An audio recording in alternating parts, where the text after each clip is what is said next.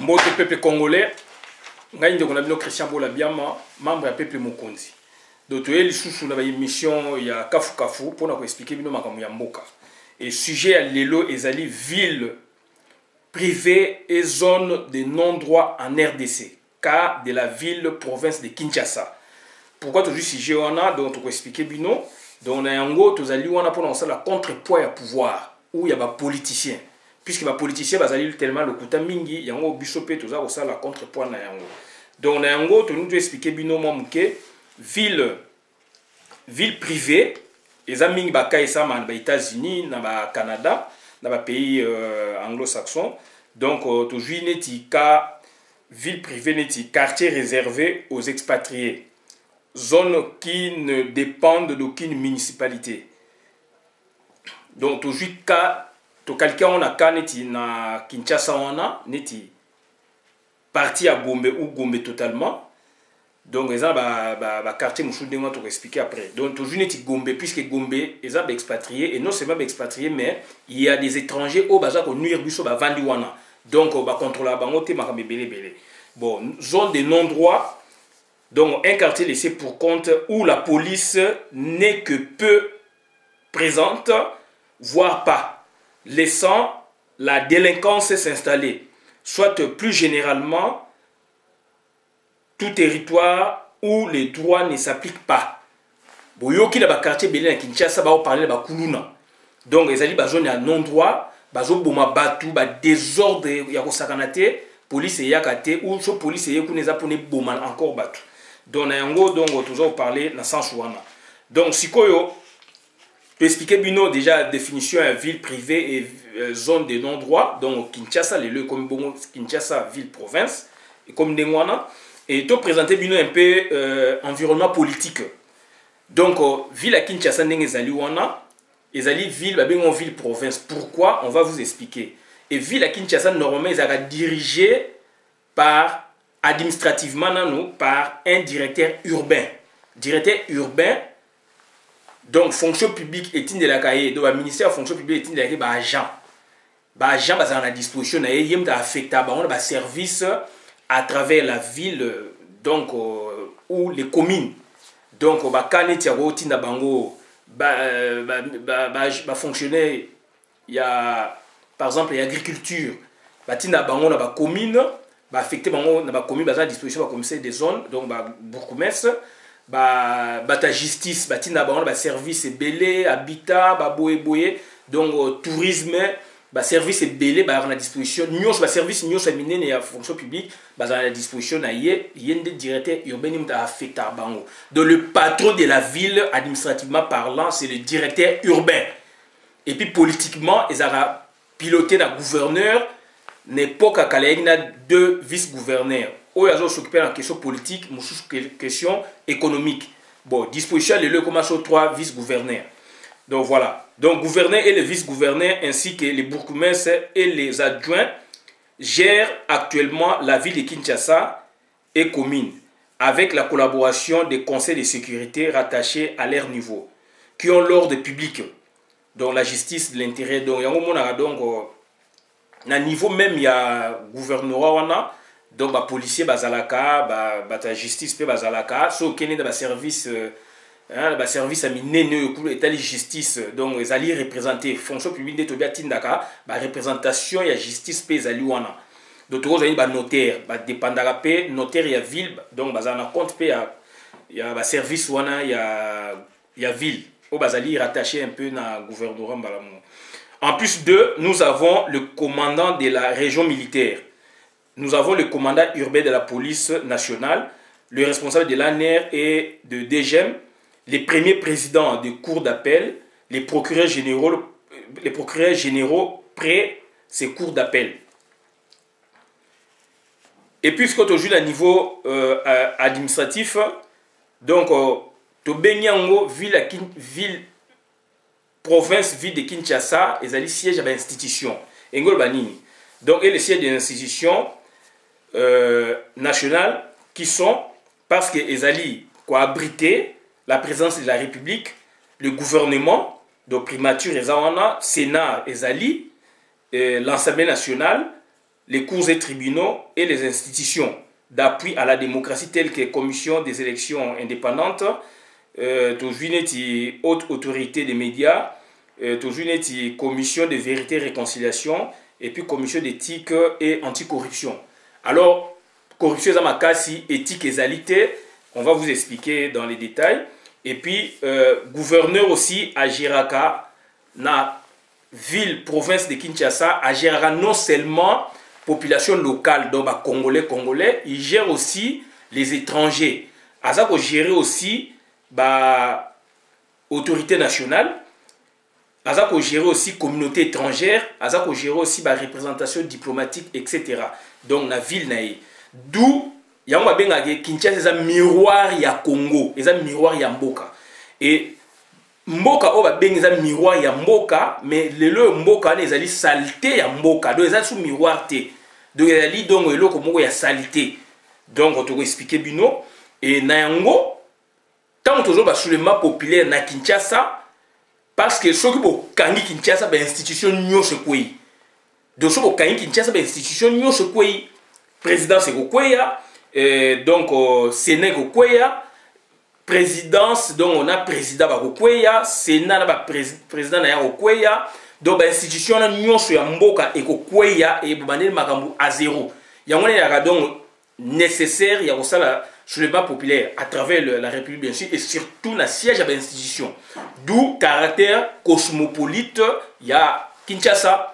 Kinshasa c'est une grande ville où ils allaient que étrangers donc peuple belé pe bazali wana na biso donc nous formons donc donc une société congolaise quand même donc tout ça belé ça population locale.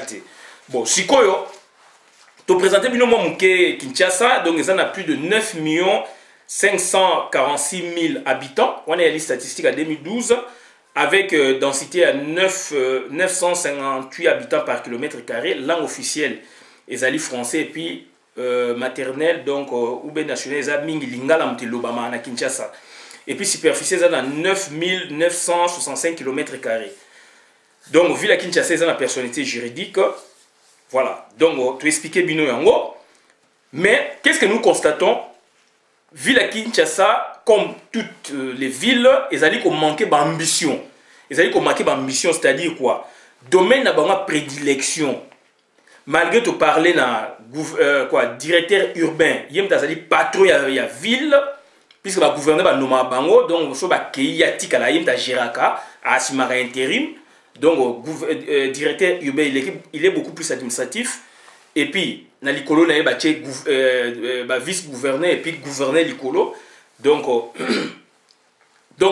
ville wana ezali mawatro ça fait longtemps toza ko déplorer alors que tu es gouverner mususu au pe ba leka ba tika moi masolo ya kitoko to tanga neti papa Kisombe ki akumwisi donc a initié taxi il fallait ba couleur jaune tant to bana miketo mona et puis atonga ki ba abri au le loti le zali ba abri na ba ria ba bus etc.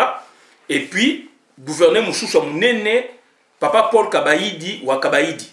Donc Yépe a bongisa qu'il avait embelli n'est-ce pas rond-point et puis donc makambe belé a bongisa qui ville et ningisaka Kinshasa. Donc ngana sa kinois nazali na kata Kinshasa batona ba ningisa Kinshasa. To bosa na te batupe lokwa ba sakombi inongo donc Yépe n'époque na ningisa Kinshasa puisque référence na etika la sakombi et comment est donc unité dans ya mesure pour ko somba céréales ba biloko mwa ndengona donc gouverneur musu peut négliger ba action na bango te ba ipe na ba initiative minene mais ngana tangi misatu o ba ningisa Kinshasa et tant que bana mike njoko e o baba ya zali mingi beaucoup plus côté animation politique donc on a ba stade de temps ba meeting ezalaki ye animé ai confondu na ba animateur pour na sa passage na Mobutu aloba donc ba gouverneur nyonso ba sali misala mais ba degré ezali mais o ya lelo to komi na occupation ezali mawa mingi puisque bazali ko satele mingi na ba bukumese na ye kaka na côté mpata côté mbongo côté fiscalité côté finance côté économique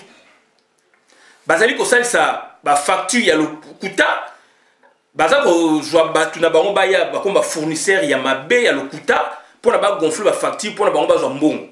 Et puis comme ça ba ticket ya lokuta ya mabe puisque to jani ti zanda munene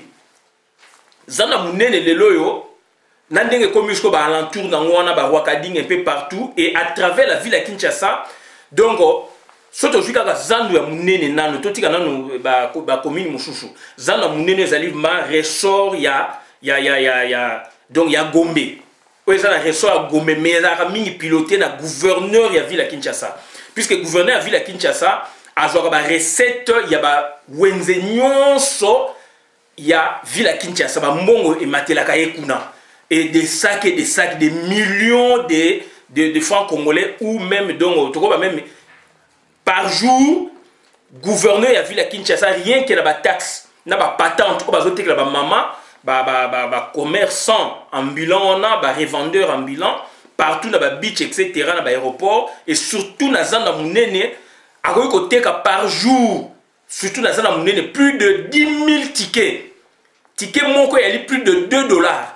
De plus de 10 000 tickets, je t'ai comme un caca na vie, dans la Zandu wana kaka, Zandu partie officielle, au bas table, au bas tika. Donc, à côté plus de tickets wana, na ba alentour na ngonyo sezo sala plus de 10 000 et puis baza ko revendre aussi ba ticket mabe na kati et ba mbongo wana eza ko bunga ba mbongo wana bazo sala ngo misala te ba mbongo wana ezali ba mbongo oyo bango sikota bazo zo ba mbongo wana bazo sala ngo nini bazo diviser ngo par trois catégories de personnes. Batu autolobi baza à disposition ya commissaire urbain azotinda bango kuna bata ministère de finance, ministère de l'agriculture, tourisme même na ba ministère mususu bazotinda bango et ministère de justice aussi intervenera pour la recouvrer n'est-ce pas à niveau ya ba magasin, na niveau ya hôtel, na niveau ya ba chambre froide. Donc neti Gombe eza ba chambre froide mingi, Kasavu eza ba chambre froide mingi, Lingwala, Barumbu, to Keisko, ba Yolo, ba Nini, etc.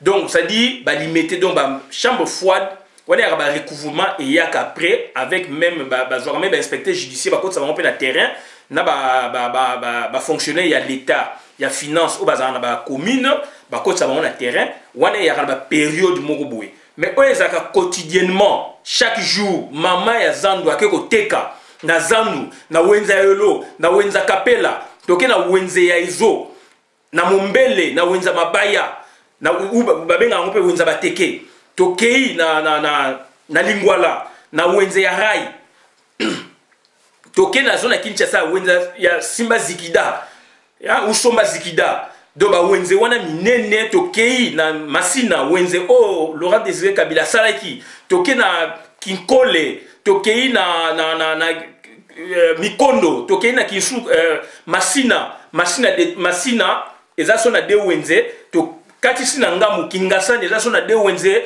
bakimbanseke banjili ba wenze zali ba matete. Donc chaque commune ezana ba wenze moko mibale misato ya minene ba tike wana tekamaka soto associe d'autres sangisi na zanda munene oyo Laurent Désiré Kabila sala qui place ya ex général motor ba wenze wana ba ticket wana par jour na ville à Kinshasa ba côté quand même plus de 30 000 tickets, plus de 30 000 tickets. OK na ba zone kuna ba wenze za sur belé ba mbongo wana soki ba jui ba kabola ngo 3 personnes, 3 catégories de personnes ba fonctionnaire wana l'état ba kataka gilette. Puisque dans le cadre de fonctionnaire, on a bazali bauti na ville fonction publique ba on a disposition directeur urbain affecté ba on a ba ville na ba commune ba benga appelé ville na ba commune belé on a affecté bango et batu wana sikoyo bazali ba fonctionnaire de l'état bazali ba numéro matricule ba mususu ba benga ba temporaire ba bourgmestre bazana droit ba mboshaka batu temporairement batu ya ba commune na bango pour ba travailler ensemble bazo sala ensemble un corps ya ba fonctionnaire bazo teka ba ticket na ba parking na ba wenze na ba boye baza ko recouvrer tant on recouvrer salamaka na batu ya ministère mususu bayaka na ba expert ya ba contribution bayaka pour na ko recouvrer ba masse d'argent na et vol ezalaka wana makasi. Et je vous dis mbongo wana niti oyo ba ticket o bazwaka chaque jour plus de 30 000, même 50 000 à travers ville de Kinshasa, ba wenze wana, ba commune wana, etc. Ba mbongo wana, tant bazwaka, donc ba mbongo wana nde bazwaka na siko par jour, ba sala rande nini, Gillette. Oh bazo sala wana, ba temporaire na batu équipe baza ko prélever, ba Zwindambu, ba pesi commune.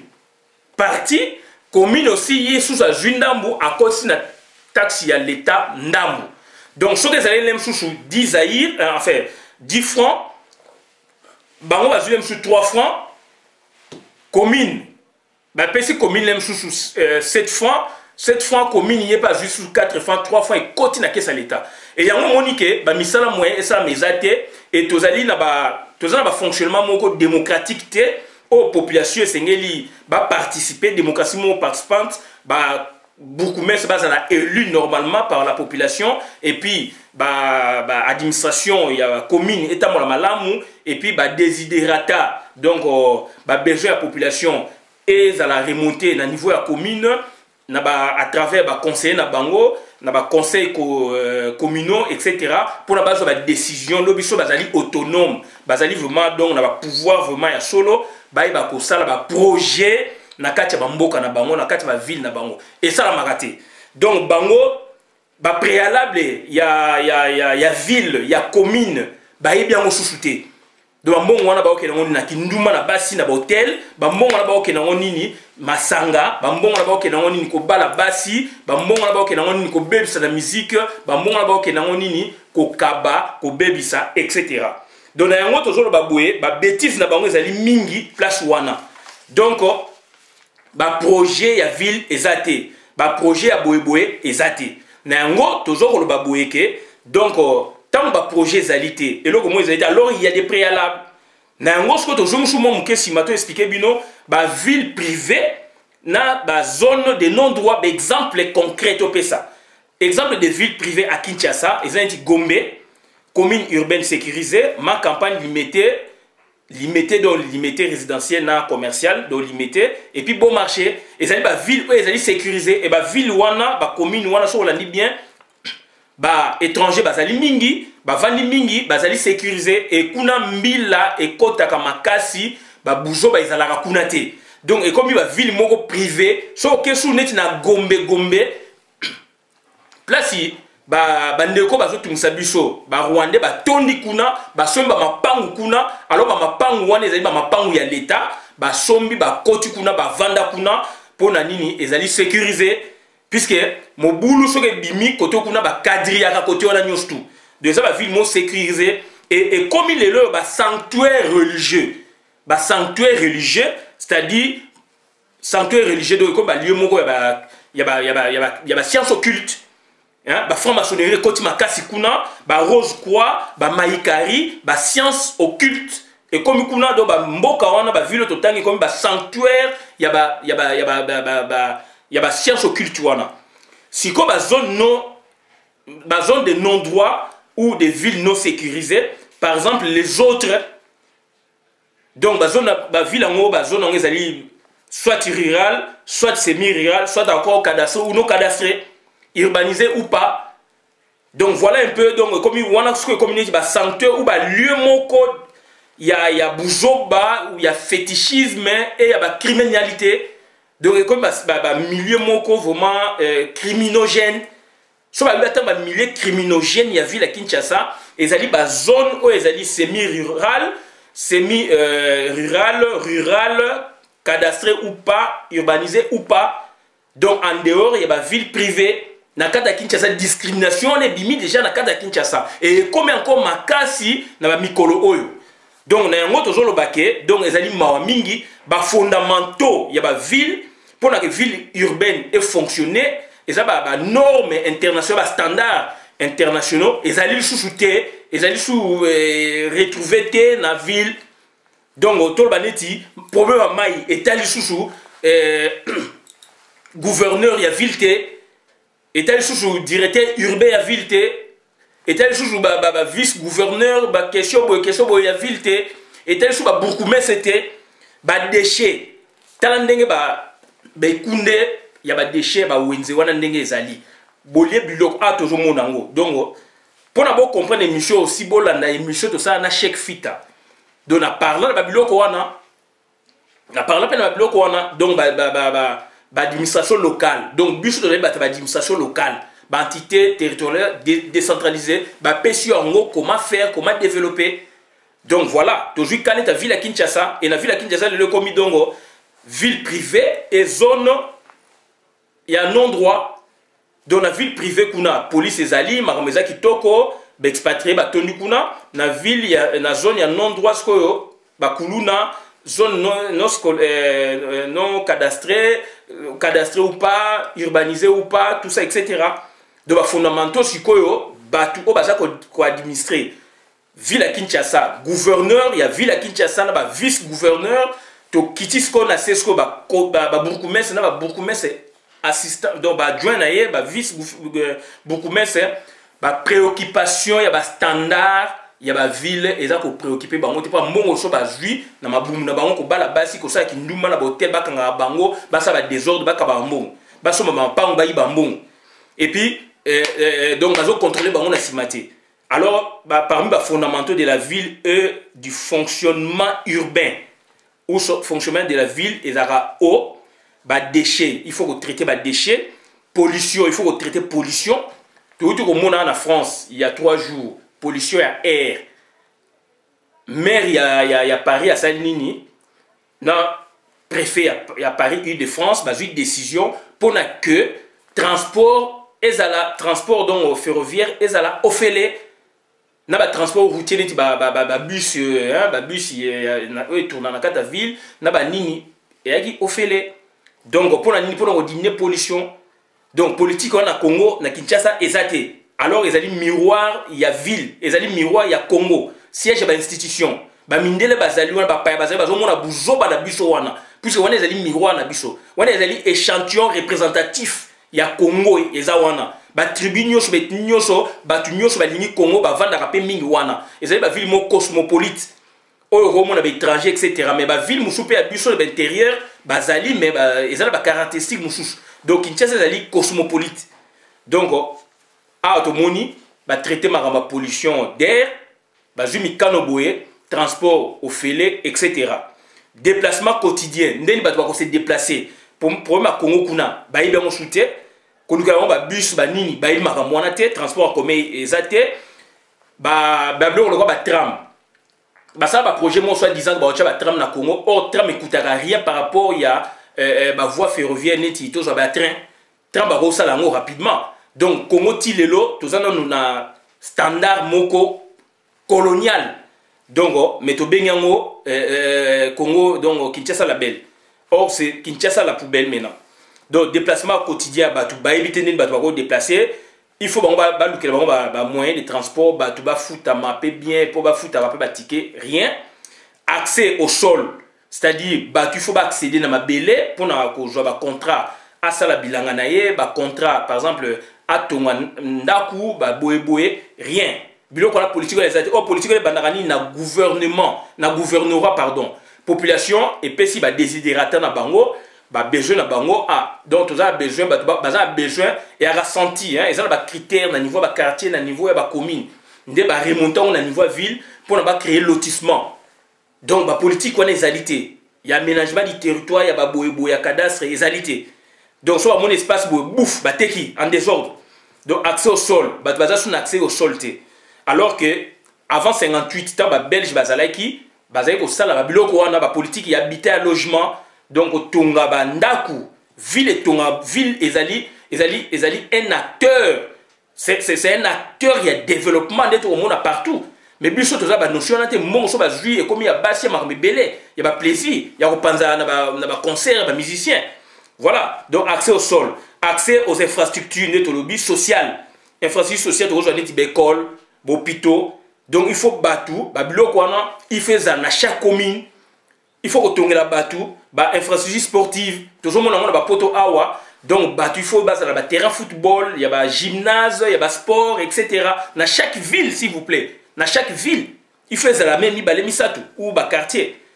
Donc infrastructure culturelle, hein? Donc ça la théâtre, ça il y a musique, ça il y a boé boé, notion na Congo to bien monté. Bibliothèque, notion to bien monté. Oh ah ouais, il y a bibliothèque, il y a commune, il y a quartier. Na Congo, il y a bibliothèque on a été. Et gouverneur dans la politique on a été. Accès à la communication, téléphone public, etc. Gouverneur bloc on a état accès à l'électricité, délestage comment par exemple gouverneur bloc on a habité. Maï accès à l'eau, maï comment maï à salité. Gouverneur bloc on a bien monté. Accès à l'habitat et au logement de Tolobaki. Il faut politique net HLM. Bimisi neti terrain net côté mitendi. Côté maluku gouverneur na mbongo o yaza nango ba ressources o yaza nango tokika na aspect moko ya ba recette journalière donc endogène o ezo bima na ville à Kinshasa chaque jour. Donc il fallait ba projet moko bon ville ya Kinshasa il fallait ba na compte nango o ba yebi monter à ville et puis yebi salaire tension salariale Kimbuta, André Kimbuta, à combien, vice-gouverneur à combien, dernier salarié à combien, directeur urbain à combien. Et puis, l'échelon, on a des questions à niveau l'écolo. Donc, on a Kinshasa, on a tout bien monté. Mais, baza batu oyo, au monnaie wana, à la cravate, à bimi, na mituka l'état, basoda, bazolandaye, bazobeta maboko, congolais à aveugle, à betile maboko, kinois aveugle, à zo bateke, bazo détruire. Talandenge, déchets commis, traitement, déchets. Caniveau et béba. Hein? Donc salité donc salité comme tout le monde vivre dans microbe, tout comme microbe, microbe, vivre dans microbe, c'est normal, l'habitude à la force d'habitude même à l'inhabituel. Donc le loko beaucoup qui lobby le fait que vous vivre dans et ça normal, politique il y a hygiène et salité.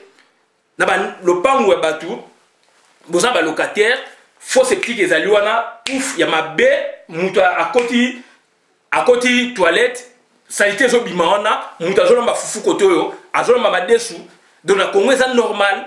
Tant que la politique et l'environnement, pour nos chaque le pan bazo compter banzete. Batona ba leka ka ba yebi ke dans le pan bo bazana din nzete ya avocat nzete ya paipai nzete ya boyambila ba yesu ko leka soko kata ko za ba man biloko tout na Congo ekufa. Politique hygiène ba camion ya milinga ya kobomba bangungi to monango na ba kasavubu tant to za ba na mike eleka na 18h ezo boma ezo leka na ba venir donc za ko diffuser n'est-ce pas ezo bimsa milinga donc ba anti moustique biloko na Congo ezalité ba politique neti ya ba kingabo ndenge ezalaki à partir de 18h bana mike na libanda police a ramassé bango ba ko tika bango na kingabo sans fil. Na radio sikoyo ba message comme ko leka ba parents comme ko leka c'était toute une émission ba parents ba comme ko landa ba combo ya bana so mona bungaki arosane précédent rozela na 18h émission ezali ko lekati batangi koma mwana na ye alandi mwana na ye na kingabwa biloko na ezalaki mais lelo ezalité donc biloko wana ezalaki lelo ezalité pour na bango c'est plus leur problème et puis bazana projet mon côté projet urbain lié à la protection de l'environnement de Tolobi impact industriel. Tout ça, bras Congo et Aliwana, il y a des usines, il y a capitale même, hein, la périphérie aussi, il y a capitale, il y a Kingaboa, il y a Limete, il y a Kitambo, il y a usine, il y a impact, il y a maï, il y a nini, il y a oiseaux, mais il y a mbisi, il y a maï, il y a déchets, il y a fleuve, il y a rivière, il y a mbisi, il y a nimo, il y a nini, il y a oiseaux, mais il y a maï. Donc ça dit, politique, voilà, bazan en moté, bien moté. Et puis préservation du patrimoine urbain bâti.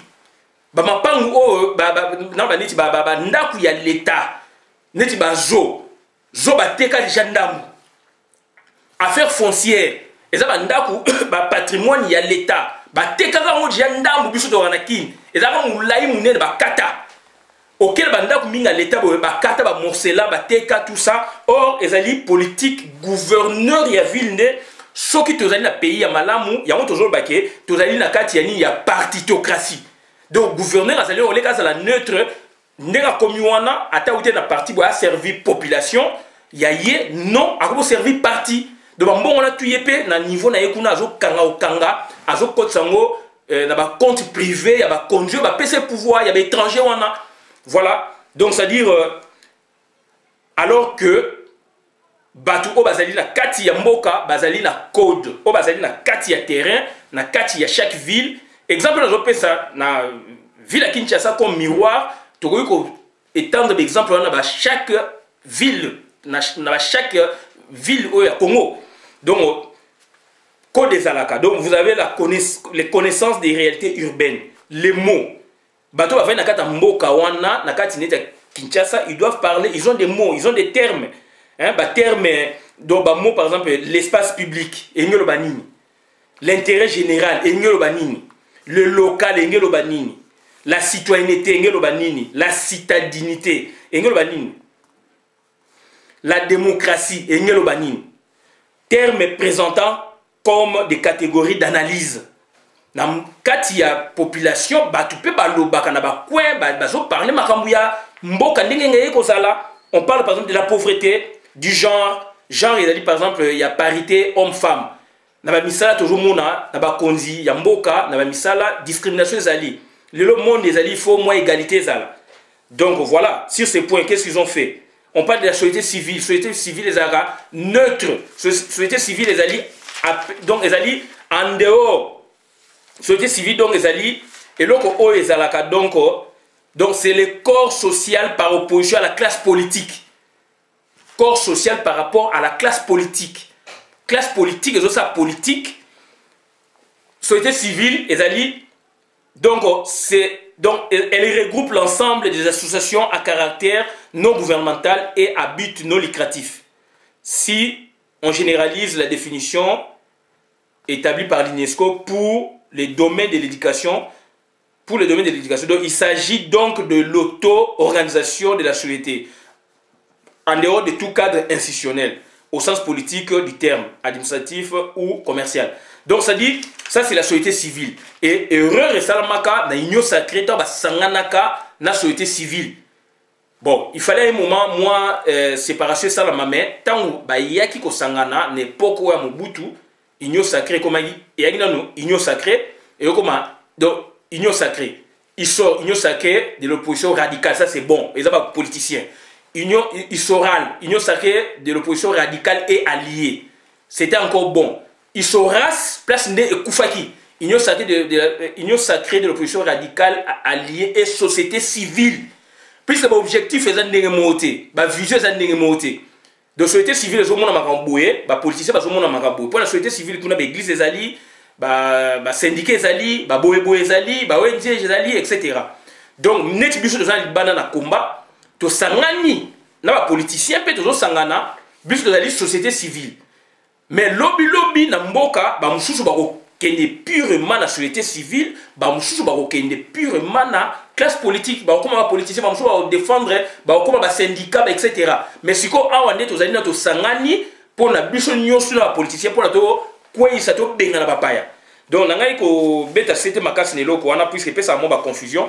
Donc ça dit il y a des termes, des thématiques oh ba ezolo ba manakati et puis ba terme à viser opérationnel, de la décentralisation, la gouvernance urbaine, le développement local, décentralisation zanini, il faut qu'on ait bayango, donc décentralisation zanini et puis déconcentration. Autres problème na Congo pour na siko et déconcentration tellement politique il y a mboka ils allaient ma concentrer, bah ça il va décharger quand moi attribution mo boé, bah ticket on a gouverneur.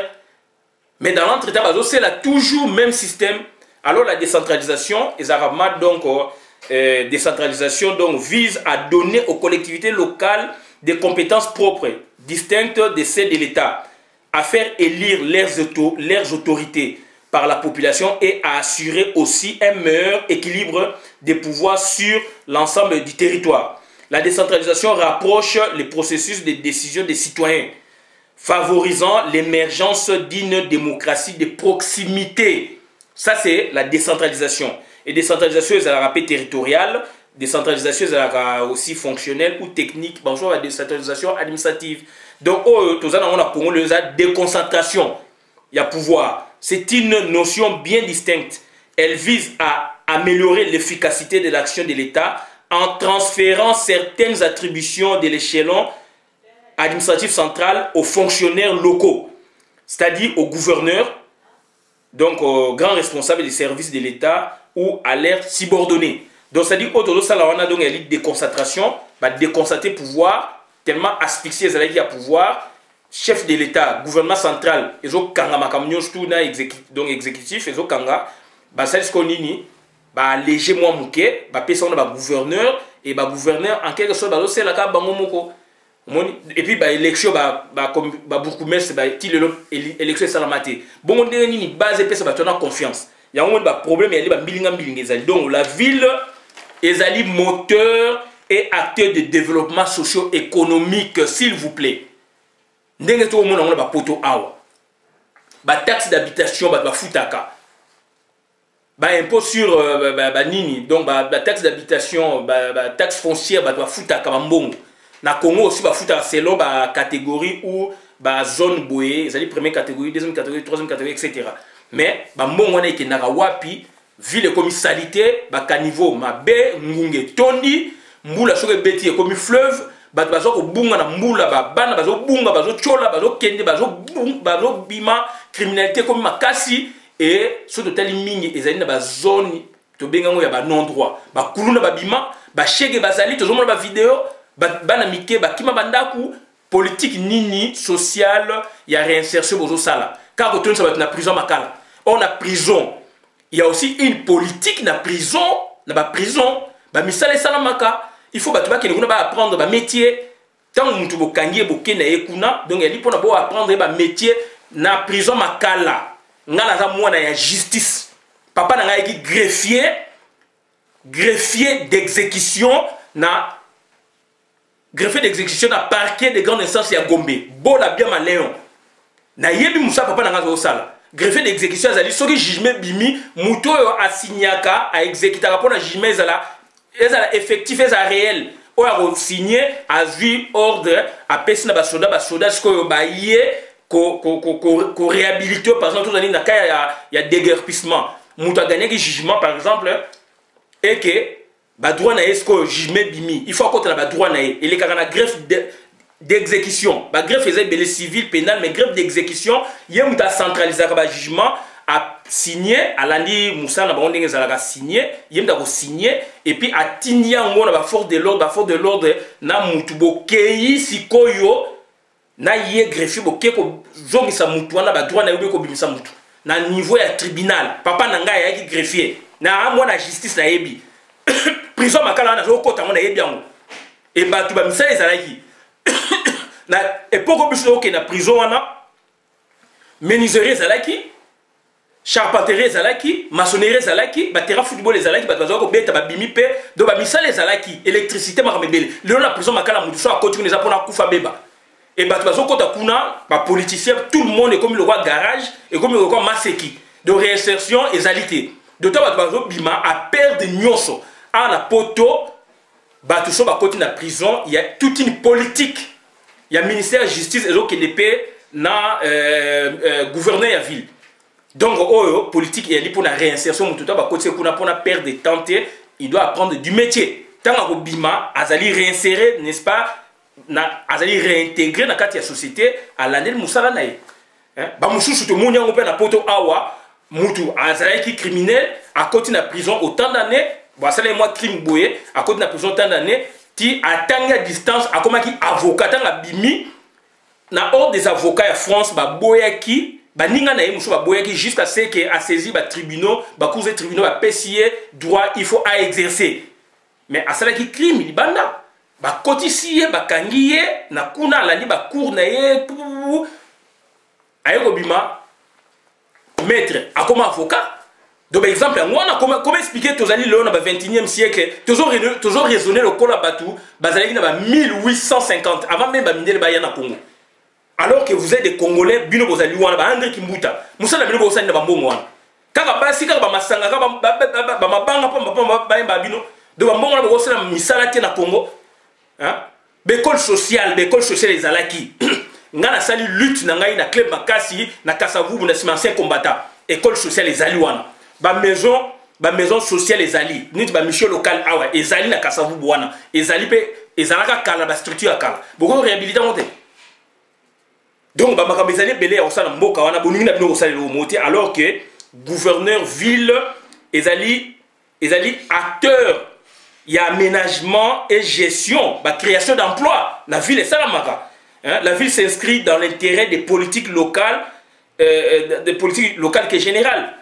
Hein? C'est fixé dans la logique du développement local. Ça, c'est la ville même. Mais Bilo ça la ville dans Moutou. Et bah, approche projet zalité ou approche par projet zaté. Ville est une ambition mon côté. La ville est considérée comme lieu d'élaboration et de mise en œuvre de projets. Dans le cadre de projets, nous avons la coopération décentralisée. Dans France, la communauté territoriale décentralisée, toujours la commune, basali légalement libre, il y a des engagements, il y a des signés. Comme ça, là, projet, mais jumelage, il y a des villes. Toujours mon côté, na Congo. Alors, mais l'association, il y a des ressortissants, il y a des villes où on a des na Kinshasa, bazali na poto à travers le monde, ça appelle le côté. Mais il y a des slogans. Ezobima, Yolo c'est Dallas, et Bima Kala, 83, il faut le compter à Lobango, Tile le Tikala, Yolo c'est Dallas, Bandal c'est Paris, 2004, Lemba c'est Paris. Alors que Bandal c'est Paris, tout le monde a la télévision, Awa, ils n'ont pas pu, même à ressortir à Lemba, Awa, il y a Bandal, Awa na poto, saisir l'occasion pour rapprocher médias wana et puis ça va passage, bandeni ba kosala pour na ville na bango. Bien sûr, tous les habitants de diaspora, les gens comprennent que l'action est aboutie, mais non, si vous êtes une association, et Simba, puisque la coopération décentralisée, la commune, la ville, il y a France, et la liberté, il signera un corps, na ONG, na État, na commune, na ville, il y a un paya, na société, pour un projet, il y a développement local. Babimsa Bambongo, de monter projet na bino, donc beaucoup spécialité moi monter le bino projet et côté na ville où ils allaient en France. Projet na bino so ba étudier ici mi babimsa à fond, ba salipe ba kei groupe moko ya awa eko kendepe kuna ba étudier ba nini. Nga sali gouvernance des projets et de développement en Afrique, na ça on a Paris 11. Na ça la master wana. Tu étudier ba Kamingi ba Congo Brazza ba osala ngo, na moni ba document mais ba projet mais jamais à Congo Kinshasa, ba Togo to mona. Togo, tout le monde a Congo, Brazza, tout le monde a tout traité, Belé, Cameroun, etc. Jamais à Congo Kinshasa. Or, il y a la coopération décentralisée. Bino na mutu na bino kaka ni coopération classique bilatérale, il y a État na État. Ezali, on est le ministère des Affaires étrangères ou coopération, mais coopération décentralisée Ezali. Donc coopération décentralisée associe plus nettement le public et le privé dans une vision localisée et met en jeu des relations entre des nouveaux acteurs représentant des collectivités locales, ONG, petites et moyennes entreprises. Voilà. Coopération classique de bilatérale, État-État, coopération multilatérale, et Zanarasco, État, Naba organisation internationale, État ou bien Naba Union européenne, État, Naba Mboke, Bele, Bani. Donc voilà un peu Madame Toroto Loba, et puis il faut toujours qu'on crée une idée, il faut toujours qu'on ait qu'est-ce que nous devons faire, dans un poto, et Paris c'est Bandal, ou Bandal c'est Paris, Lemba c'est Paris, puis du chemin où vous avez la discussion interne, dans le cadre de peuple Mokonzi, ce hôtel bien coutu, Lemba nde moutego à Paris, puisqu'il y a moi échangeur délimité, moi référence, il y a à peu près moi qui est il y a Tour Eiffel. Voilà. Donc mais il y a toute une mission dans la Nyango Awa. Mais les ressortissants de ces villes-là retenir attention à les médias et les qui na ba chaîne à Mindele. Or bino élu na bino élu puisque nommé il y a un moni moyen avancé mais so élu même bato nommé peut quoi approcher pour ça moi coopération même jumelage. Il y a ville bona ville boy, il y a des aides pour aider batouana, pour aider les locaux dans le développement boy, un projet boy. Voilà un peu bandi on a biso li kam nazaki na ngwa koloba yangwana donc ezali mawa mingi donc bokoloba Yolo c'est Dallas puisque Yolo ezali Yolo non Yolo Sud Campus ba benga ngo Dallas depuis 83.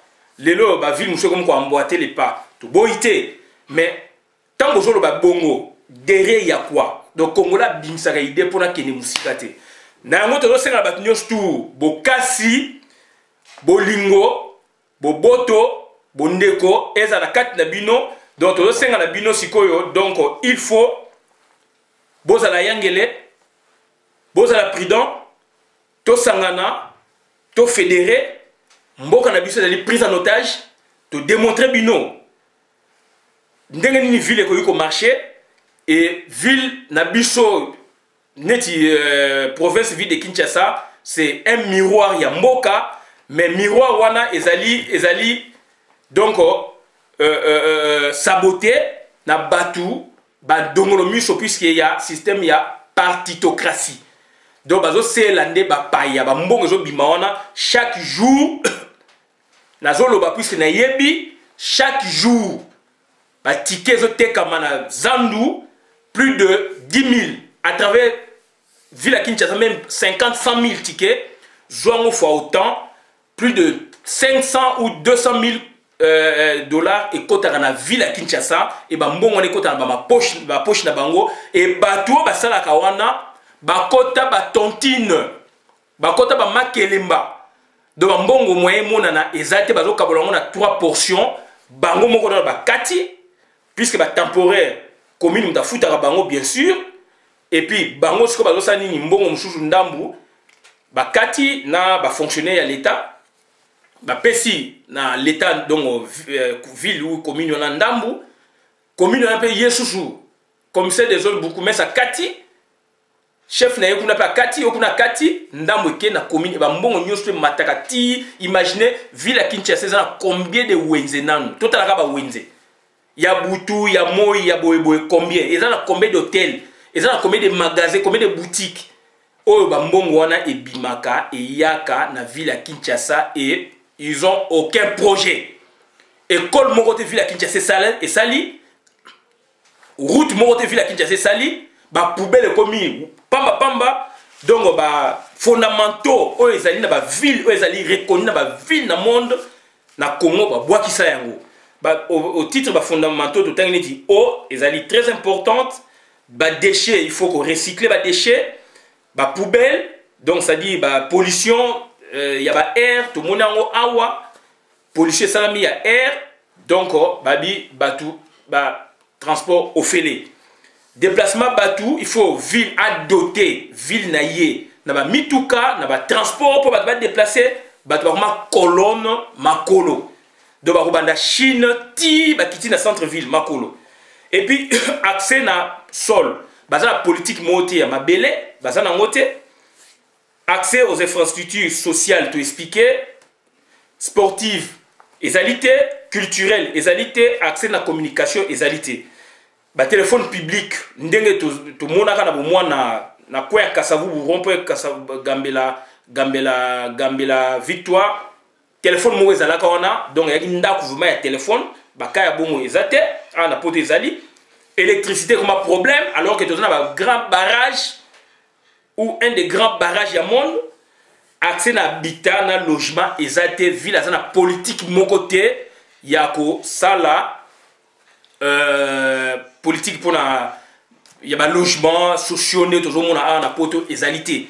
Mais bah ouais ni cimetière, qui moute à ouais cimetière, azali actionner na kata cimetière, oh il y a créé kuna nécropole. Donc à ouais cimetière c'est une action aussi sociale, il y a nengwana. Puisque Batukuna va kufa pamba mais avant Batuba kufa il y a du travail à faire donc on a un autre signe ingeta donc il faut respecter les fondamentaux il y a la ville et puis fonctionnement il y a ville tolobi merci peuple mokonzi nana mokonzi peuple yo nani yo merci.